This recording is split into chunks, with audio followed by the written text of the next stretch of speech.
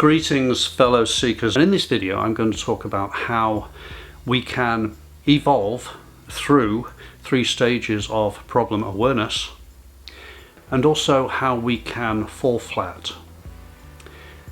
If you've ever found yourself taking on great projects, taking on new ambitions and getting very excited about something that you wish to achieve, and then finding yourself falling flat on it, only to rinse and repeat and go back to square one, only to fail again. I'm going to explain how during the evolution of your personal growth and your emotional growth this can happen, and what we can do to try and offset it. We have 3 phases of emotional growth, which are problem awareness, outcome awareness, followed by method awareness. Now, these 3 stages are not your ticket out. It's not a ticket out of the thicket.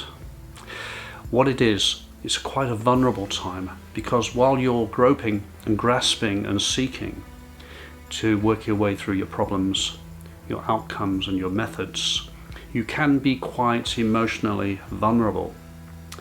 So I'd like to discuss the emotional cycle of change, and there'll be some details about that just over my shoulder. The emotional cycle of change is a system detected in the 80s whereby at the beginning of a project one may feel very enthused, very positive, very excited. And of course, I've already discussed how that sense of excitement and enthusiasm can become a bit of a dopamine trap.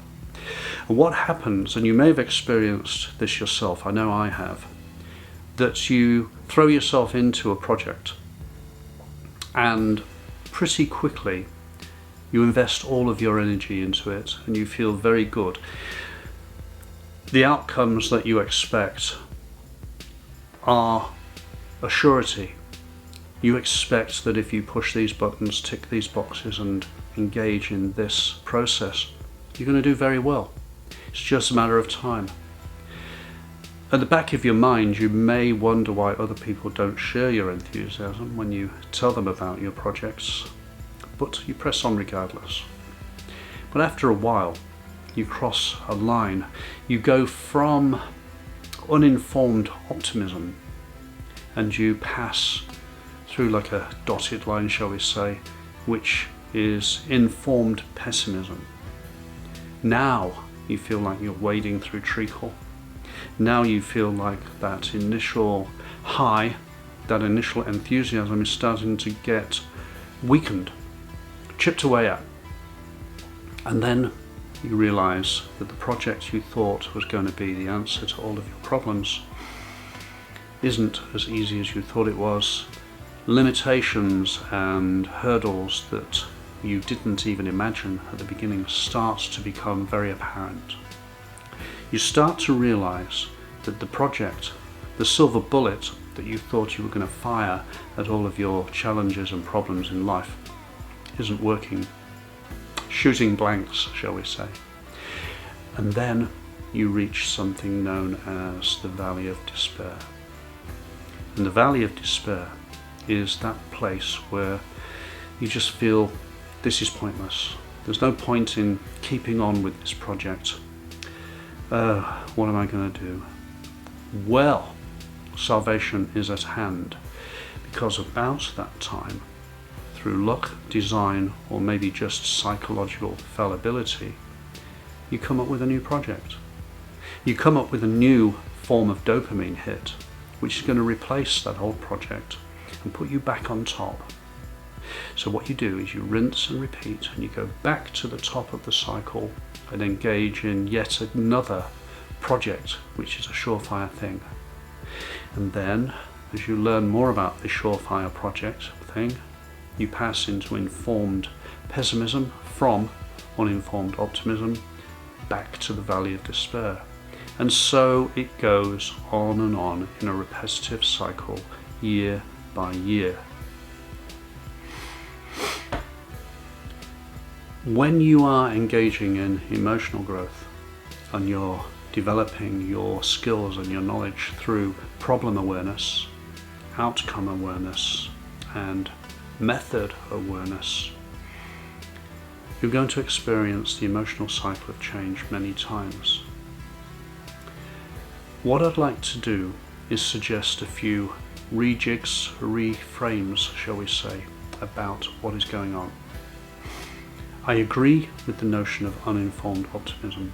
In fact, I would raise that definition and call it the Dopamine Factory, the hit factory, shall we say. What you're doing is you're giving yourself lots of dopamine hits by imagining some bright future which cannot emerge, not with the skills and the attributes you're bringing. You can't get by on fumes.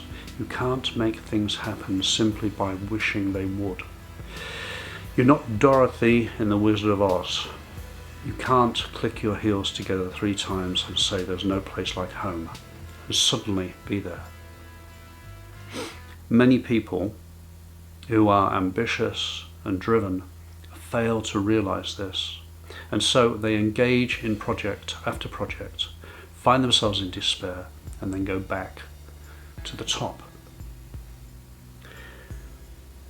It's a little bit like Monopoly, where you get the go to jail, do not pass go card. The reframes that I'd like to suggest are these. First of all, please recognize that the uninformed optimism stage is your little dopamine factory at work. You're getting hits, you're getting your fixes, and you are serving a different kind of habit to the one you think you are. Having come to terms with that, then you have to look at what uninformed optimism really is.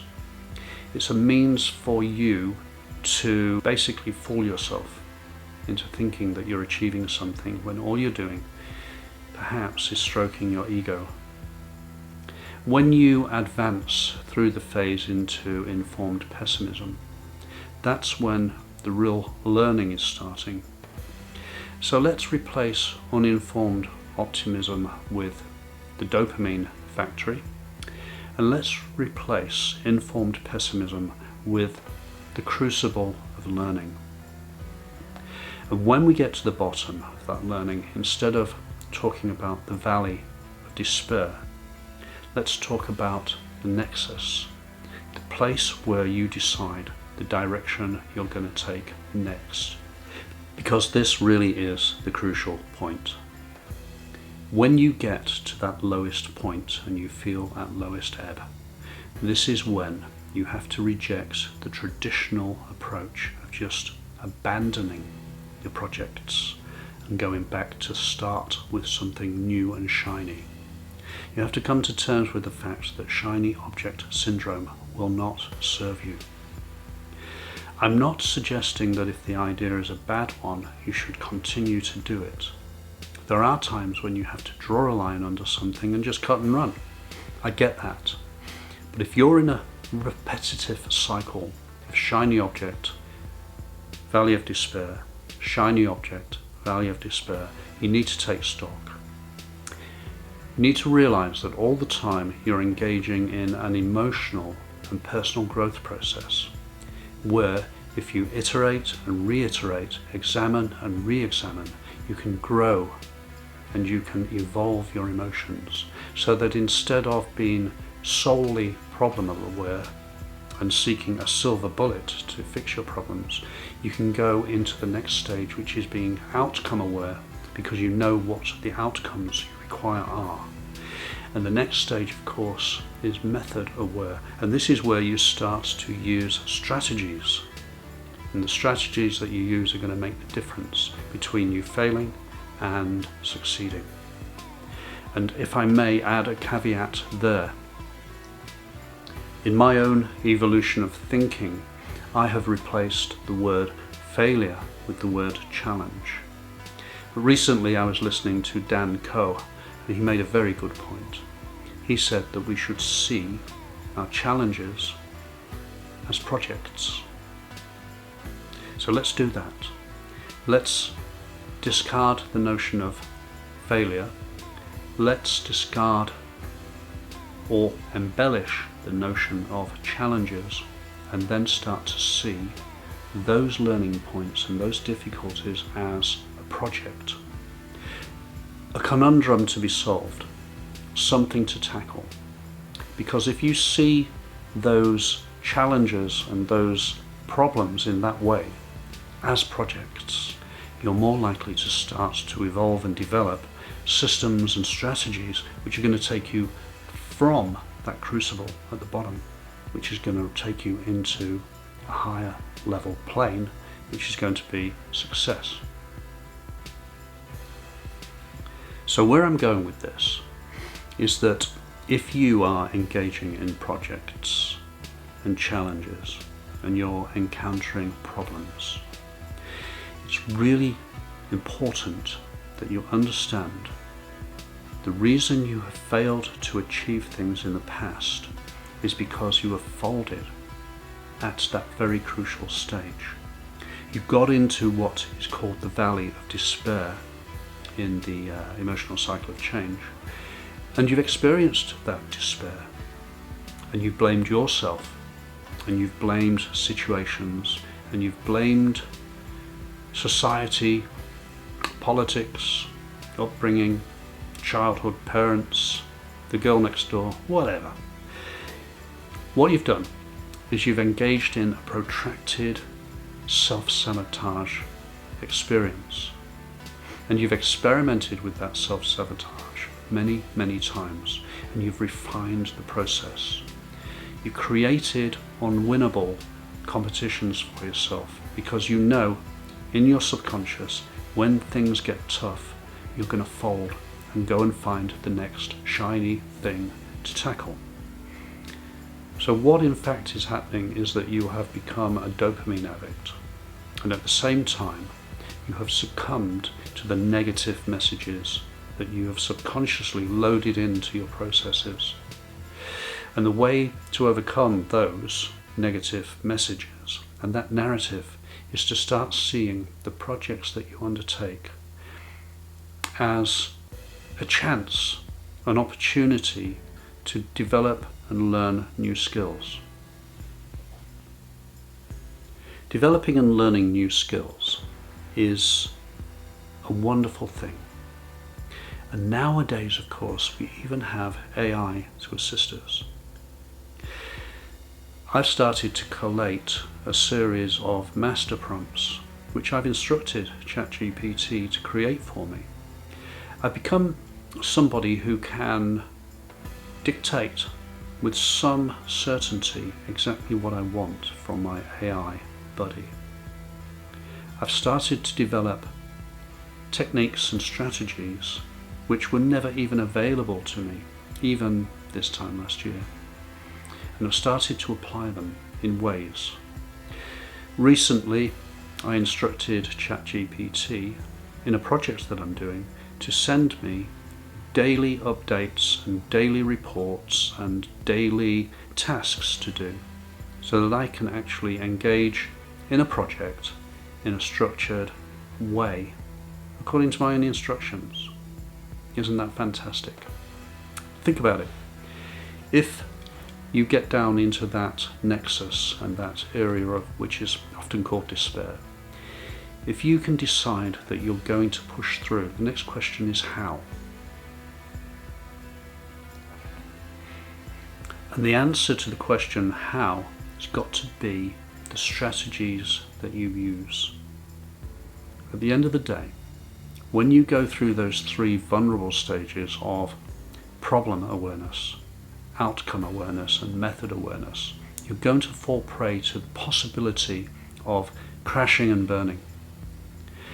The knowledge that that crash and burn can be waiting for you is good knowledge to have, because prior to having this knowledge, you may have found yourself simply repeating the same process unconsciously over and over again, not realizing what you were doing. So if you've come to terms with the idea that any project worth its salt is going to cause what I will describe as learning, if you realize that any project that is going to be worth anything to you is going to do that to you, you can now approach that reality with a fresh mind and a fresh outlook. I'm not suggesting techniques or guru speak which is going to solve your problems. What I'm going to suggest is that you learn to embrace them for what they are, opportunities to learn and apply new techniques and new strategies. And when you can do that, and when you can learn to push through and read the data and act accordingly, then you're going to break through into the next emotional stage of personal growth. And that next emotional stage of personal growth is going to be where the good stuff happens. I'm not suggesting your problems will be over, but what I am suggesting is that you will encounter incredible new projects which will need incredible new strategies to solve them. In my view, that's a win-win. If you are of a mindset that the problems you face are some kind of personal slight or proof that you haven't got what it takes, you're going to have to learn to snap out of it. Because if you're truly serious about your personal growth, and you're truly serious about developing yourself emotionally and developing your projects, getting things done, you're going to have to learn to man up, push your shoulders back and face it. Yea, though you walk through the valley of despair, you will fear no evil. So that's my rant for today. It's going to be interesting to try and edit this one down.